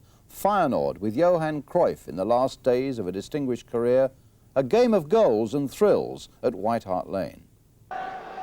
So a corner to Spurs with Chris Houghton supporting. Feyenoord have pulled plenty back. This is Hoddle. That's a fine ball, and here's Houghton and a chance in the middle for Archibald, who's having this rich vein of form, Steve Archibald, and he was on hand there. A good goal worked by Tottenham, and Hoddle's pass bisecting the defence. It put Houghton in behind them, and Archibald got ahead of those two defenders, Nielsen and Trost. Looks rather as though the Dutch plan for Cruyff to mark Hoddle in midfield is misfiring somewhat. Hoddle appears to have the edge early on. He played the 1-2 there with Archibald and got it back. There are four waiting in the centre here for Tottenham, and that's Galvin! And it's 2-0 after 19 minutes. Tony Galvin this time. But again, the instigator was Glenn Hoddle. He saw the situation here, played the return with Steve Archibald, got in behind them once again. and there was plenty for him to aim at in the centre. Goalkeeper may have hesitated slightly, but Galvin, frankly, was unmarked, and it's 2-0. Mabbutt, Hoddle again. And again, he's forcing them to back off. And Falco's in there, turning Doots. Good save by the goalkeeper. Falco again. Can Mabbutt squeeze it back? He can, to Archibald. 3-0. And 2 for Archibald.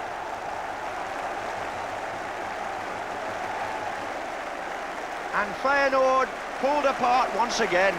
Hoddle so anxious to take over, so keen to eclipse Cruyff tonight. That's a fine ball, and Galvin's through again, and it's 4.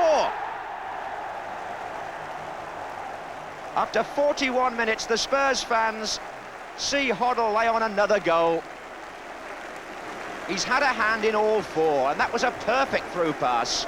The man-to-man marking system destroyed, and Tony Galvin going through to finish. And certainly in the second half, the Dutch have improved, and Spurs have faded quite notably. Some 15 minutes to go. Vermeulen seeing plenty of the ball now, the number 11, and Ben Wijnstekers, the captain, joining the attack from left back. This is Cruyff, looking for a 1-2 with Doot. It's Cruyff again, and a chance, and he scores. Typical Cruyff.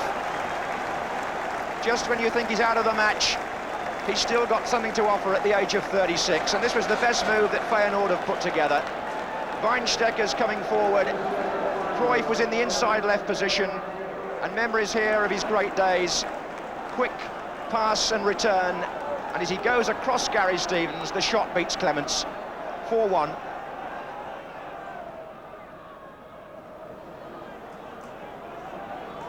Feyenoord here perhaps fancying their chances of another away goal. They're certainly creating more openings now, and Roberts forced to concede the corner. It was Doot who'd come through. And with about 8 minutes to go, Tottenham so much on top earlier, beginning to look anxious.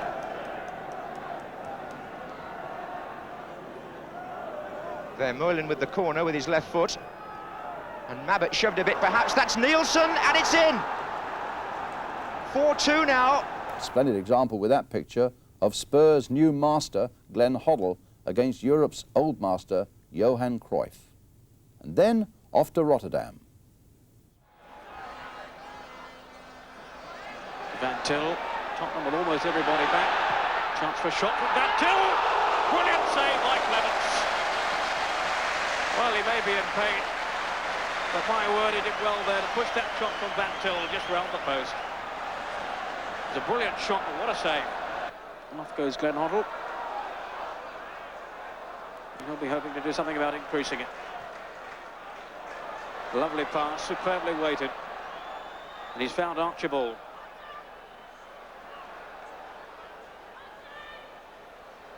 Steve Perryman in a lot of space. Hoddle touching it through. Newton. And Chris Newton has put Tottenham in front on the night. A superbly engineered move by Tottenham and finished off in style by Chris Newton. Perryman with room, finding Hoddle, lovely touch through, and Newton took his time, past the goalkeeper, and Tottenham are ahead on the night, and now are 3 goals in front overall. It's Gullit. Looking to combine with Hoekstra. Here's Hoekstra now. Cruyff's in the middle. Second chance. Yeliaskov. Touched over the bar by Ray Clements.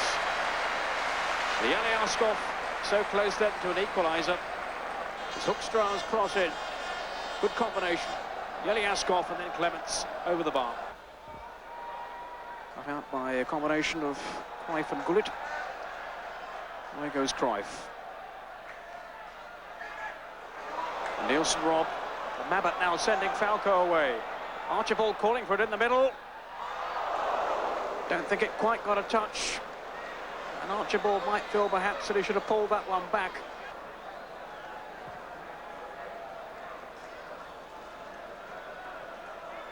Flick on from Yeliaskov.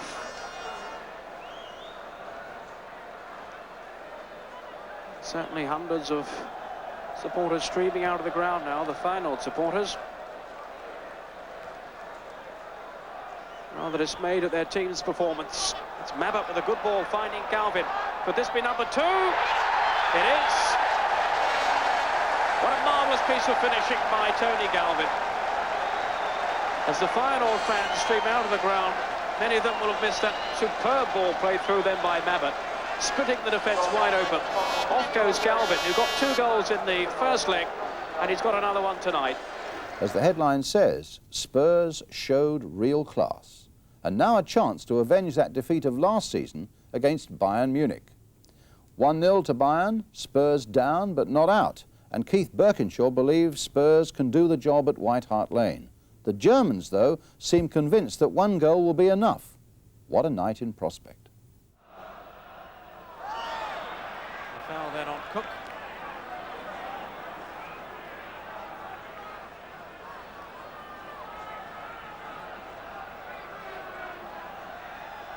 There's Hoddle organising the free kick with Steve Perriman. Two players who've played a fair bit of European football over the years. Hoddle will take this kick. Roberts at the far post, almost left. Indeed, he got in the header. Archibald, it's got it! The goal stands. Archibald and Roberts. Certainly deflected in. And Tottenham are back on level terms. Hoddle's long floated free kick. Roberts climbing at the far post. Archibald. And the shot going in off that. Off goes Lerbu. This could be dangerous. Rummenigge. And Dremler again on the overlap with space. Time and time again now, Dremler is finding himself with too much room, I would think, for Tottenham's liking down the Bayern right flank. Lerbu then with the corner. Flick back across the goal and away by O'Reilly. It was Michael Rummenigge at the near post. And O'Reilly, who headed it away for a corner.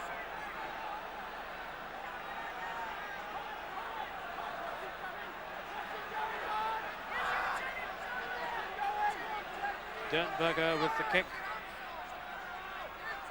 Lugler's the player inside the 6-yard box. That was Michael Rummenigge. Not too far away either. Already showing many of the signs that he's going to follow in his brother's footsteps. He's played 10 minutes of a full international already. Here he is climbing for the header. Rummenigge. Combination with Dremler. Still Rummenigge. Brilliantly saved by Clements.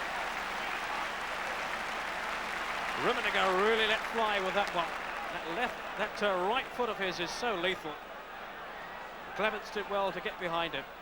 You can see the tenacity of Rummenigge there. And Clements equal to it. Tottenham have always tried to construct their moves from the back.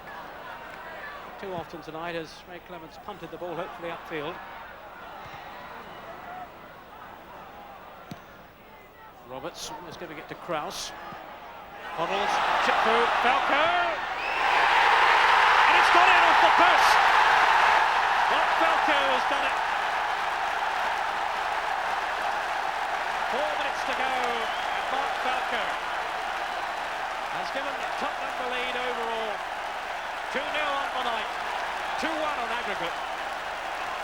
Hoddle with that intelligent ball through, and Falco hitting the post for the 2nd time tonight. As even the Times is to say, Tottenham's glory days return. And now Austria Vienna in the next round. And now Steve Archibald is the hero. Looked like a push by Nilashi. And the referee has given it. Really haven't seen too much of the Hungarian international. Steve Perriman to take. Roberts won it. Hazard, nice control, and Archibald. Goal number 23 of the season for Steve Archibald. Important jump by Graham Roberts. And some lovely control by Mickey Hazard. Archibald on the spot.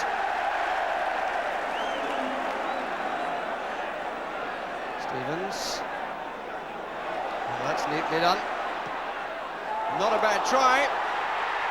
Off the crossbar.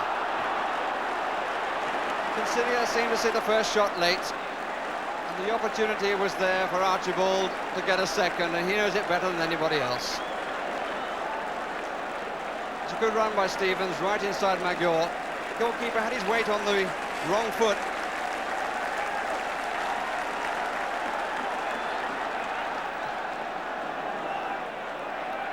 Stevens. Much more confident, Stevens, and indeed the whole Tottenham side since they went in front. Perryman. Touch from Ali Dick, it's a bit tight. This is Brazil. Oh, and it's gone all the way. Tottenham had two men over, and the eyes of Brazil say a lot. How much did he know about it? It was a question of just putting the boot in, I think. Hasn't scored since December, so I'm sure he'll claim it. Who got the final touch? But it doesn't matter to Tottenham. Roberts, been involved in most of the best things for Tottenham. This is not untypical, what a good run. Dick, with the time to look up, didn't make much use of it. Roberts again. Huddle! Amazing stop by Consilia. Still Huddle. Prohaska, and they're all waiting to get rid of it. Handball, surely. No, it won't count. And little Ozzy Ardiles, struggling for so long against injury, turns up trumps in a thrilling second leg.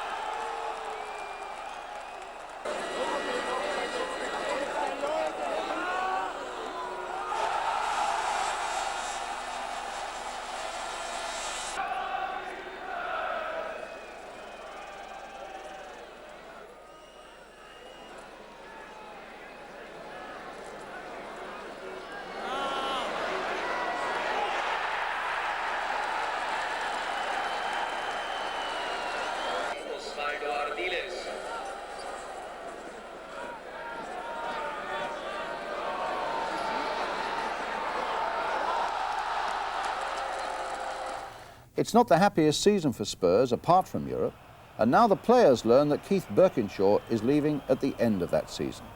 They are determined to give him a European triumph to take with him, but it's a tough semi-final assignment against Hajduk Split, with the first leg in Yugoslavia.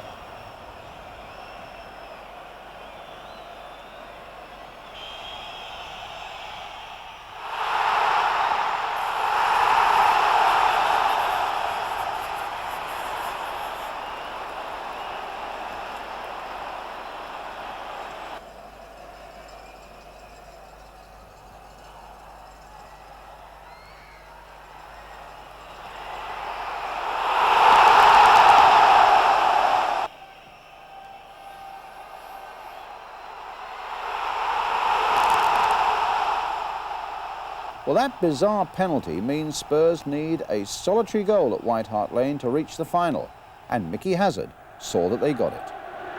Graham Roberts is forward.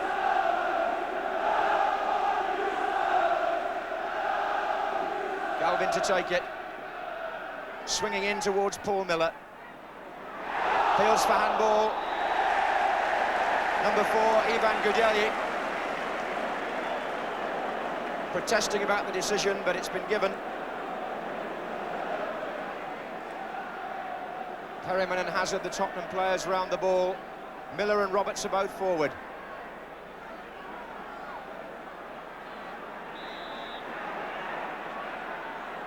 And Hazard goes for goal. Oh, yes! Spurs in front. Nick Hazard.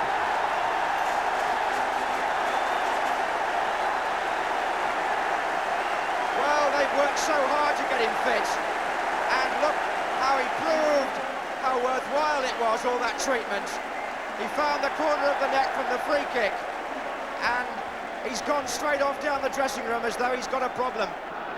And whatever the advantages of the early goal for Tottenham, this tie by no means over.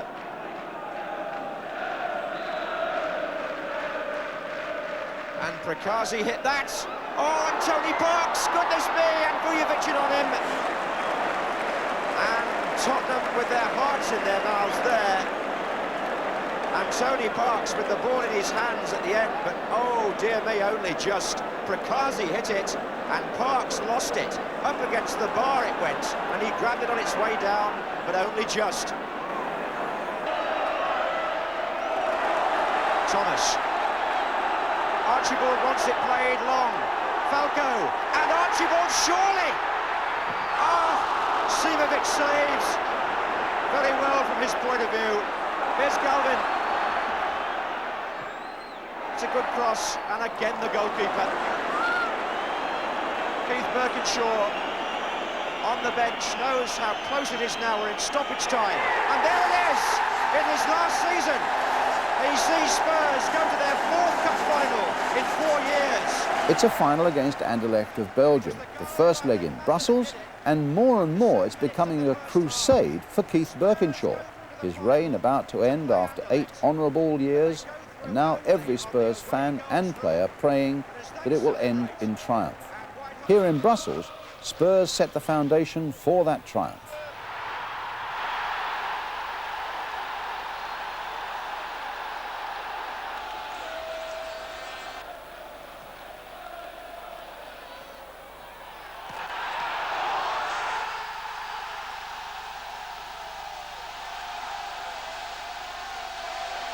So Steve Perryman banned from the second leg of that final, but now we're set for a night that can stand alongside all those great glories of the past. Shades of Gornik, Slovan Bratislava, that first cup triumph in Rotterdam, and the rest. The stadium is packed. Magnificent night with an unforgettable climax, and right at the end, an improbable goalkeeping hero.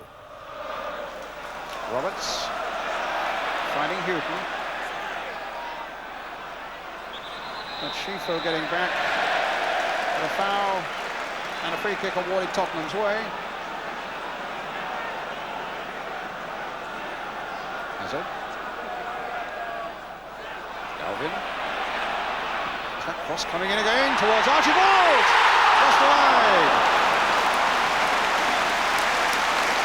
Well, in the moment, you glimpse 2 things. Why the Anderlecht side were worried about Galvin, and how it is that Archibald has scored 28 times this season. A lovely little flick, and just a fraction wide. It's a really nervy opening. You can almost hear those nerves twanging out there at the moment.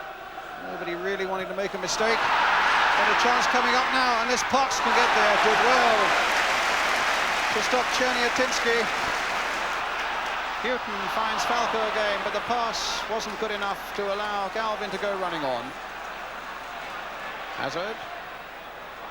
Ball Falco, it might run for him. And the shot is straight at Muneron.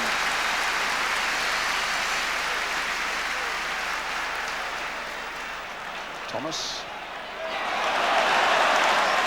Crowd enjoyed that. Got the better of the counter and found Falco. And Thomas collected it well again. Abbots. Stevens. Falco. Crowd are willing Spurs to come forward and do something in that Anderlecht penalty area. Well, they've got a free kick, a chance to pop the ball in there now. So Muneron might have some work to do as Mike Hazard, number 7, behind this free kick. Floated in there towards Stevens and towards Mabbutt, and just wide. Again, they're worrying with crosses and that sort of ball coming into their penalty area. And he just lost control there. There was no foul. And Arneson is onside. This could be a big problem, but it isn't.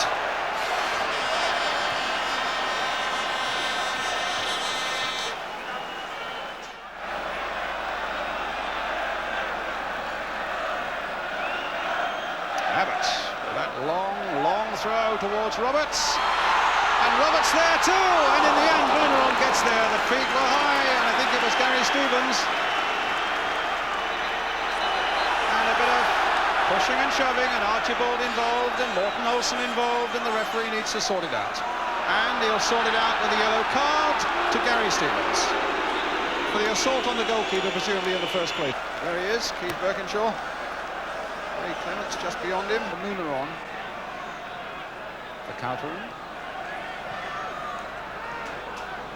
Morten Olsen. He's the man that could be so dangerous, making the extra man. And they scored! Chernyatinski!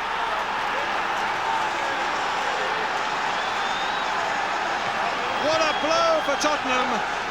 A tremendous break for Anderlecht. And the sweeper, Morten Olsen, the man they said was going to be the dangerous fellow, the sweeper came forward. A perfect pass for Chernyatinski. And beyond, Tony Parks, and Spurs are behind. Roberts.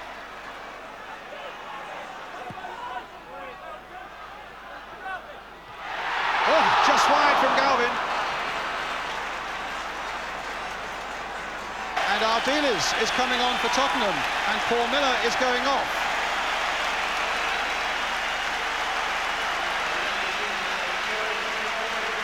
Johnson's on for Anderlecht, and Arneson is off, and a tremendous roar as Osvaldo Ardiles comes on.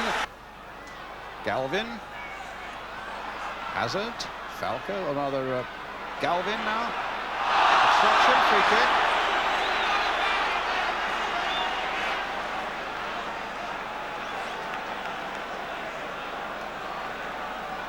Well, can Spurs do it? 10 minutes remaining.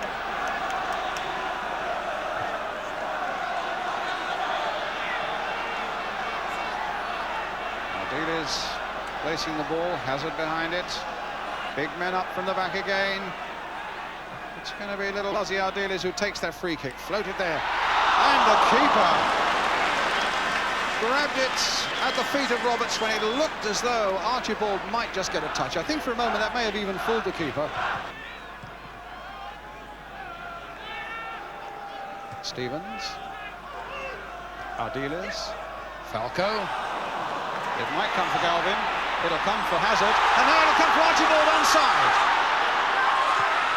Oh, a tremendous save from a great shot by Archibald. A brilliant piece of keeping, but a superb piece of finishing by the Scot as well. It looked as though he'd lost a chance for a moment, as Spurs now aim to take the corner. Will they get it home? Falco! And it might come for Ardiles! Oh, he's hit the crossbar! Oh, my word! Almost the storybook return there for Ardiles, and he's hit the crossbar. Roberts! He's done it! 1-1!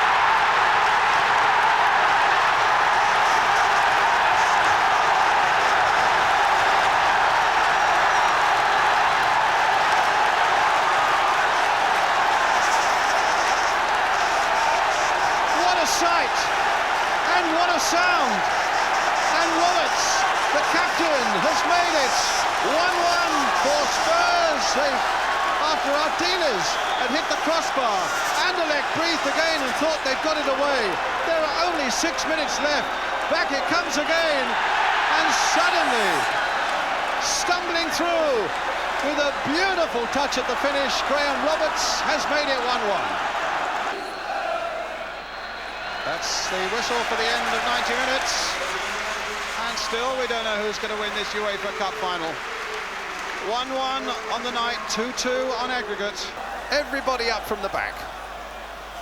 Hit long and hard towards Galvin. And Tony Galvin. A little chip back in there again towards Archibald. Is he going to be there? No, Stevens couldn't get the touch that mattered either. And they just couldn't force it home. Thomas, though, trying to get round Morten Olsen. Up and down off that bench, you can imagine the agonies they're going through.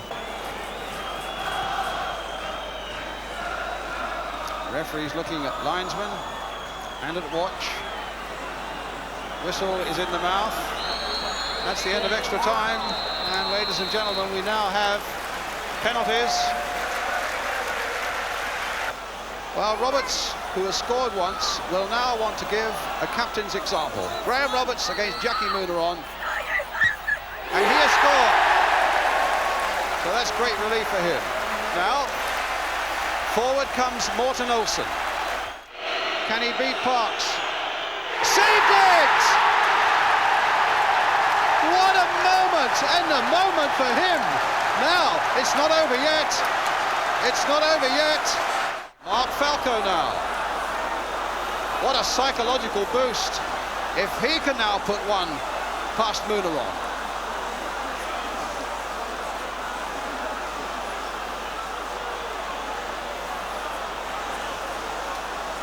Now, Falco.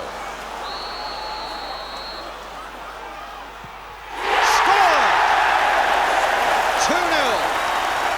It's Brewer to take it. He scored. 2-1 to Tottenham. Gary Stevens now. Score! 3-1. Enzo Chiffon.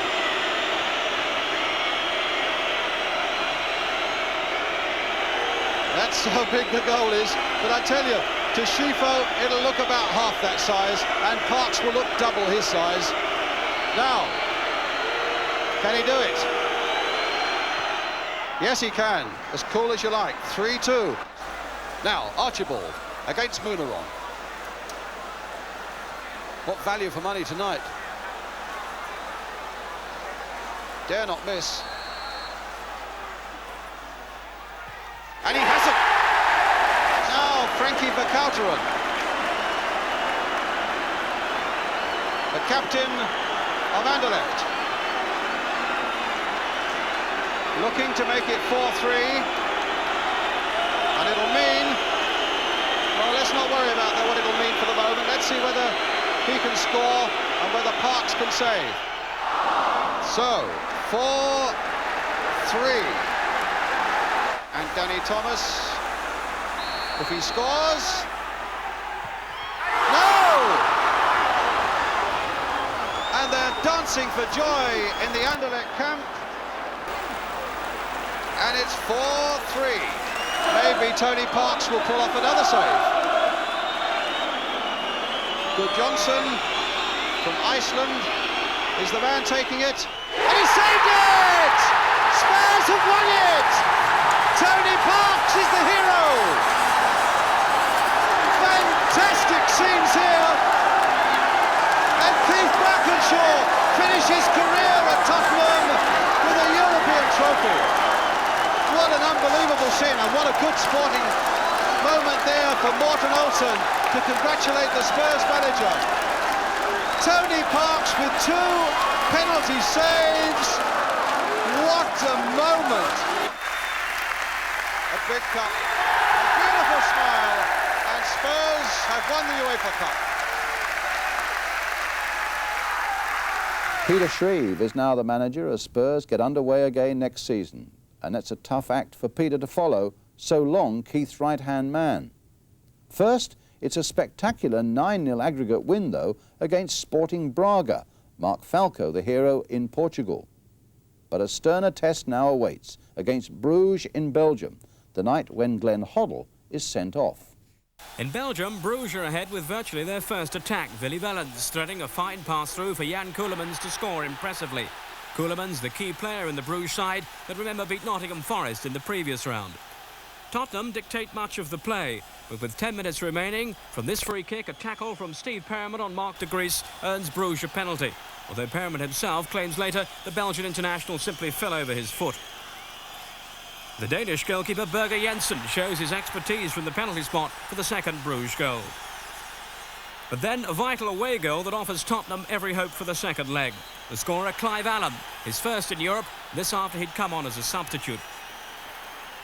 And the match has a final twist. Glenn Hoddle, who'd also come on just after half-time, kicks the ball away after claiming he didn't hear the whistle for a foul. He'd been booked only a few minutes earlier. So referee Andre Dana from Switzerland decides he's no alternative but to send him off, which means that Hoddle will miss the return leg at White Hart Lane.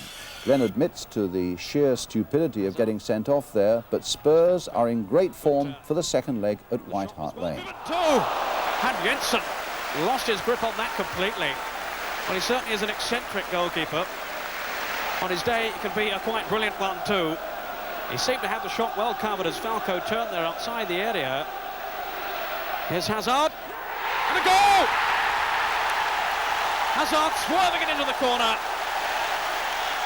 And the Bruges defence caught cold. Berger Jensen simply didn't know what had hit him there. The ball curling away, and Hazard's flair for the unexpected has produced a goal here. The corner taken quickly, just when we were wondering what Jensen was up to with the shot from Falco. And look there how Jensen is sent the wrong way.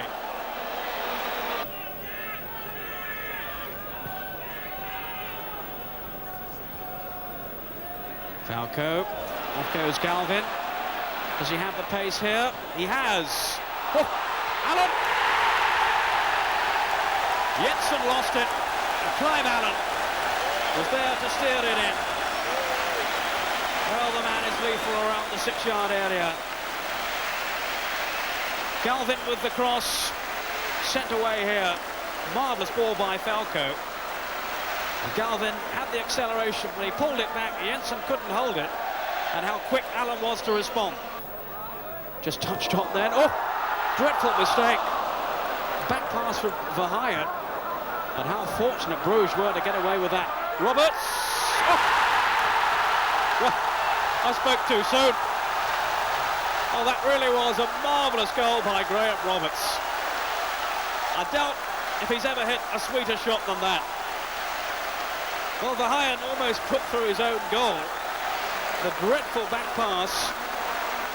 Jensen just scooped it away, and eventually it fell to Graham Roberts. And just look here for the power of this shot that gave Berger Jensen no chance at all.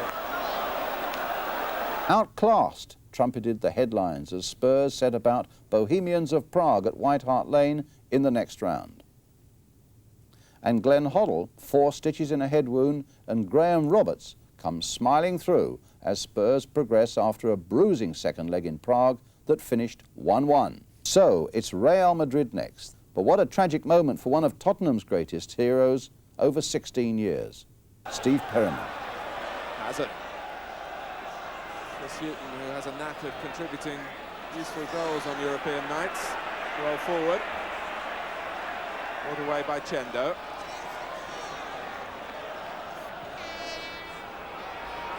Butragueño. Valdano waiting at the far post, and Butragueño, who's a real threat, and is in an own goal off Perryman. Real Madrid have an away goal here at White Hart Lane, and a sloppy one from Tottenham's viewpoint. And more problems for Steve in this second leg. He's sent off, and a goalless draw sees Spurs eliminated. So it's the end of our story, or is it? 25 years, and in the past 2 hours or so, we hope we've stirred a few memories for you, good and bad, but mostly good. And here's to the next 25, with English clubs back in Europe in due course, we hope, and the European Cup as the trophy to complete the set for Tottenham. To win the European Cup final. But we've got to get back into Europe first before we can do anything. And I've got to admit that since we've been knocked out of Europe and kicked out of Europe, shall I say, that we have certainly missed it. And I think football in this country has missed it. We've had the Scottish clubs in, but it hasn't meant so much to us down here. The Welsh clubs have been in, but they quickly said, although Wrexham did well this season. So it means so much to the club. I know that the league championship is the one thing that I think any player would like to be involved with, any club would like to be involved with, any club would like to win. All the supporters would like us to win the championship, because there's no doubt about it. It covers a long spell, hell of a lot of matches, and to win the championship, you've got to be consistent over a long period of time. And where competition is very, very hot at present as well. So that's our objective. I would say that's our next objective, because we've got to do something really good to get into Europe to start with, haven't we? So I would feel that that would be the one ambition for everybody connected with this club, to get the championship of the First Division, particularly when we can get back into Europe again. we presented them always with little souvenirs, and that was always a great night, a great occasion, mainly because we'd won.